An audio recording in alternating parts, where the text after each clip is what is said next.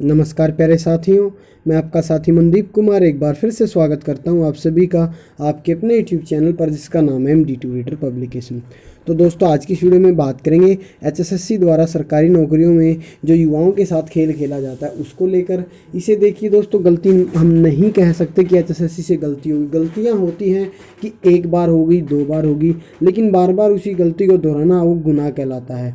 इसको लेकर कई बार माननीय पंजाब हरियाणा हाईकोर्ट भी HSSC को फटकार लगा चुकी है, कई बार बोला भी गया है।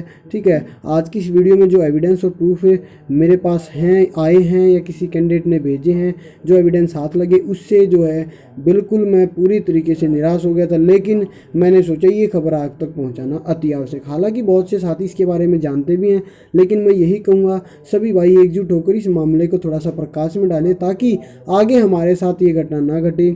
सेम वही क्वेश्चन अलग अलग पेपर में और अलग अलग आंसर, अगर किसी कैंडिडेट का सिलेक्शन एक नंबर से रहता है और उसी कैंडिडेट का आंसर वो एक परीक्षा में दूसरा देकर आया है, वहाँ पर HSSC ने उसको गलत मान लिया। अगले पेपर में दूसरा आंसर देकर आया है, वहाँ पर HSSC ने उसको गलत मान लिया। अब कैंडिडेट तो पढ़ पढ़ कर बुरा हाल उनका हो गया है, भाई आंसर वो दिया तब वो मान लिया, अब दूसरा दिया तब वो मान लिया। पूरी खबर क्या है इस वीडियो में डिटेल से आपको बताऊंगा। HSSC रिवाइज आंसर की को लेकर और क्वेश्चंस को लेकर काफ़ी असमंजस में यहाँ पर युवा फंसे हुए।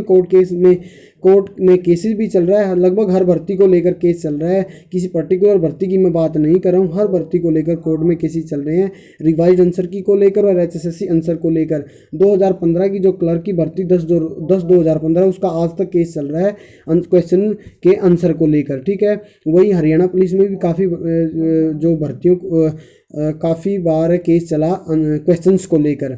उसी प्रकार और भी बहुत सारी भर्तियां हैं जिनमें क्वेश्चंस को लेकर आपका केस चला। एग्रीकल्चर इंस्पेक्टर का काफ़ी केस चला। अभी मैं आपको एविडेंस और प्रूफ दिखा देता हूँ। ये देखिए, सबसे पहले मैं आपको वो क्वेश्चन दिखाऊंगा जो HSSC युवाओं के साथ खेल रहा है, उसको लेकर मैं बात करूँगा। देखिए, ये पेपर है HSSC के द्वारा जो पेपर लिया गया ऑफिशियल क्वेश्चन पेपर है। उसमें HSSC ने पूछा, ये आपका IRB हरियाणा पुलिस का पेपर है। HSSC ने पूछा कि खालिस्तान ने नारनौल में एक महल बनवाया जो मुगल बादशाह शाहजहां का दीवान था।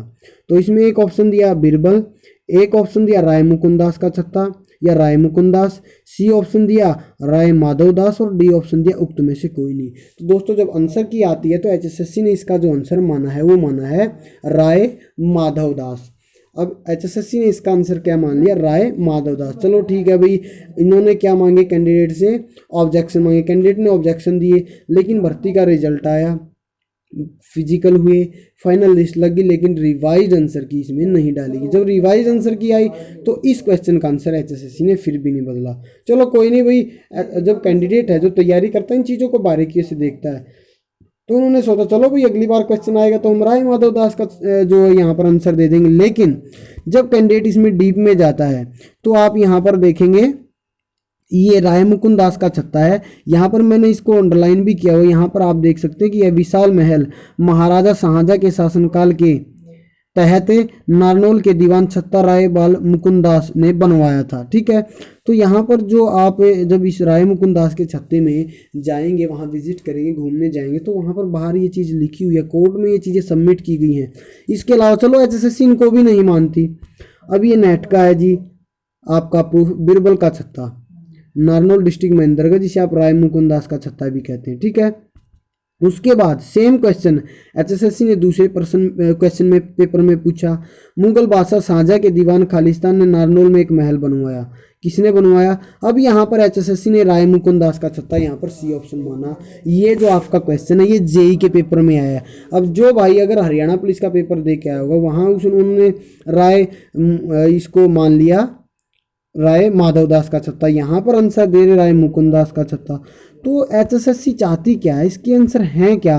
कैंडिडेट यहाँ पर याद कर करके परेशान हो गए। तब कोर्ट का दरवाज़ा खटखटाया जाता है तो फिर भी परेशानियाँ होती हैं। अब यहाँ पर आप देख सकते हैं 61वां क्वेश्चन है। यहाँ पर पूछा गया कि शाहजहां के शासन के दौरान नारनौल का दीवान कौन था? तो यहाँ पर HSSC ने इसका आंसर मुकुंदास मान लिया है। तो कहीं पर आंसर कुछ मान रहे हैं, कहीं पर आंसर कुछ मान रहे हैं। तो इस प्रकार से आप देख सकते हैं कि कितनी यहाँ पर युवाओं के साथ जो है परेशानी हो रही। सिर्फ ये एक क्वेश्चन नहीं, ऐसे बहुत से क्वेश्चन है जो एचएसएससी बार बार युवाओं के साथ खेल खेल रही है। अब इसमें तैयारी करते हैं कैंडिडेट, बार बार चीज़ों को रिपीट करते हैं, लेकिन हर बार अपनी आंसर की के हिसाब से एचएसएससी आंसर अलग मान लेती है। जब आप ऑब्जेक्शन सबमिट कराते तो ये नहीं पता चलता आपके ऑब्जेक्शन को कंसीडर किया गया या नहीं किया गया। रिवाइज आंसर की आती है जब तक बहुत देर हो जाती है। फिर आप अगर न्याय के लिए कोर्ट का दरवाज़ा खटखटाते हैं तो 10-10, 12-12 हियरिंग तक भी एचएसएससी वहाँ पर जवाब नहीं लेकर आती। तो मैं यहाँ पर एक सवाल उठाना चाहूँगा न्याय प्रक्रिया पर भी, वहाँ पर भी बहुत युवाओं को धक्के खाने पड़ते हैं। एक बार की हियरिंग के 1000-1200 लगते हैं। पता नहीं हरियाणा किस किस हिस्सों से युवा जाते हैं। तो जेई की भर्ती में अलग आंसर एचएसएससी ने माना है, पुलिस की भर्ती में अलग माना है और अदर भर्ती में अलग माना है। तो एचएसएससी से और आप सभी से ये दरख्वास्त है कि इन चीज़ों का आप ज़्यादा से ज़्यादा जो प्रकाश लाइए, जिससे आगे आपके साथ ये चीज़ें ना हो। आप तैयारी करते एक नंबर से रह जाते और पता चलता है कि एचएसएससी की गलती से आपका सिलेक्शन यहाँ पर रुक गया। तो ये एक बहुत बड़ा मुद्दा था जो आपके सामने मैं आज लेकर आई। होप पसंद आई होगी वीडियो, क्योंकि ये चीज़ें उजागर करने पर ही आगे पहुंचेंगी। और काफ़ी बहुत सारी चीज़ें थी इसमें जो मैं आपको किसी कारणवश नहीं दिखा पाया। बाकी इसी प्रकार की रेगुलर अपडेट के लिए जुड़े रहिए चैनल के साथ। Keep watching, keep supporting your own YouTube channel MD2 reader publication. Thank you very much.